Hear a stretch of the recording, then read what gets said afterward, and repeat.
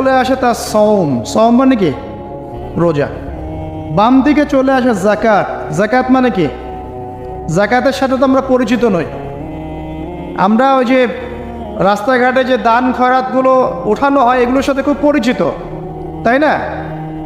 কত টাকা কত পয়সা, কি কি গান গড়ে আর টাকা কালেকশন করে না? অনেক সময় দেখা যায় রাস্তায় যাচ্ছি আমরা গাড়ি নিয়ে, পারলে গাড়ির সামনে এসে হুমড়ি খেয়ে পড়বে টাকা নেওয়ার জন্য। এইভাবে টাকা কালেকশন করতে কে শিখিয়েছে ইসলামে? আর আমরা অনেক সময় ছোট ছোট বাচ্চাদেরকে দিয়ে, মাদ্রাসার ছোট ছোট বাচ্চাদেরকে দিয়ে টাকা কালেকশন করাই। এটা ঠিক না। কেন ঠিক না জানেন? ছোটবেলা থেকেই ওর ব্যক্তিত্ব নষ্ট হচ্ছে। এই হাতটা উত্তম না এই হাতটা উত্তম? উপরের হাত উত্তম, নিচের হাত উত্তম? তো ছোটবেলা থেকে সে নিচের হাতে অভ্যস্ত হচ্ছে। দেখেন, এত টাকা পয়সা কালেকশন করে আমাকে আর একটা স্বতন্ত্র মসজিদ করতেই হবে জরুরি? খুবই জরুরি ছিল। মানুষের কাছে হাত চেয়ে, হাত পেতে রাস্তাঘাটে এরকম করে গাড়ি থামিয়ে, তারপরে কি বলবো, সুর করে গান গেয়ে এত টাকা পয়সা কালেকশন করতেই হবে? মসজিদটা আমাকে টাইলস ফিটিং করতেই হবে? এসি মসজিদ করতেই হবে? আমরা এমনও মসজিদ রংপুরে দেখেছি 10 বছরেও টাকা কালেকশন শেষ হয় নাই। 10 বছর ধরে কালেকশন হচ্ছে। আমি ছোটবেলা থেকে দেখছি কালেকশন হচ্ছে। কি বুঝলেন? তো এগুলো আমাদের ব্যক্তিত্ব নষ্ট করে। মুসলিমরা উপরের হাতের মালিক। সারা বিশ্ব আমরা একসময় চালিয়েছি। এই পশ্চিমা সভ্যতা আমাদেরকে কি শিখায়? সারা বিশ্ব আমরা চালিয়েছি। এই আপনার উমাইয়া খেলাফতের সময়ও কর্ডোভায় আব্দুর রহমানের যে শাসন ছিল, কর্ডোভায়, স্পেন, পর্তুগাল, এই পুরো জায়গাগুলো পশ্চিমা বিশ্বের, এইগুলো মুসলিমরা শাসন করেছে প্রায় 500-600 বছর। ইতিহাস তো আমরা জানিও না, পড়িও না, ভুলে গেছে। ইতিহাস পড়তে হয়।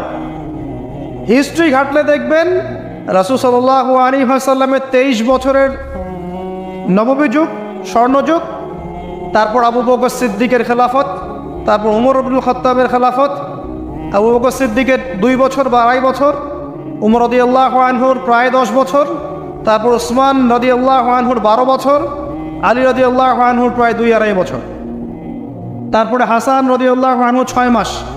এরপরে উমাইয়া খেলাফত শুরু হলো মুয়াবিয়া রাদিয়াল্লাহু আনহুর হাতে প্রায় 20 বছর। উমাইয়ারা শাসন করেছে প্রায় 90 থেকে 100 বছর। তারপর জাফ নদীর যুদ্ধে উমাইয়া আব্বাসীয়রা একে অপরের সাথে যুদ্ধ করেছে, করে উমাইয়ারা পরাজিত হয়ে আব্বাসীয়রা ক্ষমতায় গিয়েছে। ক্ষমতায় গিয়ে তারা প্রায় শাসন করেছে প্রায় 550 বছর। এদিকে উমাইয়াদের মধ্যে যারা পরাজিত হয়েছে ওরা চলে গিয়ে কর্ডোবা, আন্দালুসিয়া, ওই দিকে খেলাফত কায়েম করেছে। তারপরে আবার এদিকে ফাতেমি খেলাফত ছিল, উসমানীয় খেলাফত ছিল, তারপরে মিশরের তুলুনি একটা রাজবংশ ছিল, আমাদের সাবকন্টিনেন্টে মোগলরা ছিল, সারা বিশ্বে আমরাই ছিলাম। ইতিহাস তো ভুলে গেছে। তা আমরা সবসময় উপরের হাত ছিলাম, উপরের হাত। আমরা দিতাম, মানুষ নিত। আর এখন কি হচ্ছে? আমরা এখানে আমরা চাই, মানুষ দেয়। আর ওরা কি এমনি দেয়? ওরা চড়া সুদ দিবে না? ওয়ার্ল্ড ব্যাংকে যান লোন নিতে, চড়া সুদ। মানে এই সুদ শোধ করতে গিয়ে বিভিন্ন দেশ শ্রীলঙ্কা হয়ে যাচ্ছে। সুদ তো শোধ করতে হবে, এমনি তো আপনাকে আর এগুলো দিবে না। তো এই সুদটা শোধ করতে গিয়ে আমাদের জিনিসপত্রের দাম বেড়ে যাবে। তারপরে দেখবেন জনগণের উপর কর বেড়ে যাবে। অনেক প্রবলেম। আর এই প্রবলেমগুলো ফেস করতে হবে কি কারণে? রিবা বা সুদের কারণে। তো এই যে বলছি, দেখেন ছোটবেলা থেকেই যে আমরা নিচের হাতে অভ্যস্ত হচ্ছি, এটা ত্যাগ করতে হবে। ব্যক্তিত্বের পরিচয় দেন। এত টাকা পয়সা চেয়ে প্রতিষ্ঠান করার দরকার নাই। আমার জমি আছে 1 বিঘা, আমি প্রতিষ্ঠান করবো ইনশাআল্লাহ। আপনার 2 বিঘা আপনি করেন। যার সামর্থ্য আছে সে করবে, সামর্থ্য নেই করার দরকার নেই। আর একটা মসজিদ যদি কবুল হয়, একটা মসজিদ একটা জেলার জন্য যথেষ্ট। একটা মসজিদ নববী থেকে নবী সাল্লাল্লাহু আলাইহি ওয়াসাল্লাম সারা দুনিয়া শাসন করেছে। আর আমাদের তো কোটি কোটি মসজিদ, কোটি কোটি মসজিদ বাংলাদেশে। এই যুগের কথাও নবীজি বলেছেন, যে যুগে মসজিদগুলো চাকচিক্যময় হবে, মসজিদগুলো কি হবে? চাকচিক্যময় হবে, হেদায়েত উঠে যাবে, এবং মসজিদের মধ্যে সরগোল হট্টগোল বেড়ে যাবে। দেখেন না মসজিদে হট্টগোল বেড়ে গেছে না? এটা সেই যুগ। তো যেটা বলছিলাম প্রিয় ভাইরা, যে নিচের হাতে অভ্যস্ত না, উপরের হাতে অভ্যস্ত হতে হবে। এই কারণে এই যে একটা হাদিসের কথা শুরু করলাম, যে আনসার সাহাবী কারা ছিল? যারা মুহাজির সাহাবীদেরকে আশ্রয় দিয়েছে। এখন এই সাহাবীদের মধ্যে একজন ইন্তেকাল করেছে, তার লাশ যখন রাখা হচ্ছে তখন নবীজি বলছেন মাথার দিকে মাইয়েতের আসে কি? সলাত। সলাত মানে কি? নামাজ। 5 ওয়াক্ত নামাজ আজকে থেকে ছাড়বেন? ওয়াদা করেন আজকে থেকে 5 ওয়াক্ত নামাজ ছাড়বো না ইনশাআল্লাহ। একটা হাদিস খালি বলি, মান তারাকা সালাতান মুতাআম্মিদান ফাকাদ কাফারা, মান তারাকা সালাতান মুতাআম্মিদান ফাকাদ কাফারা। আবার শোনেন, قال رسول الله صلى الله عليه وسلم من ترك صلاة متعمدا فقد كفر।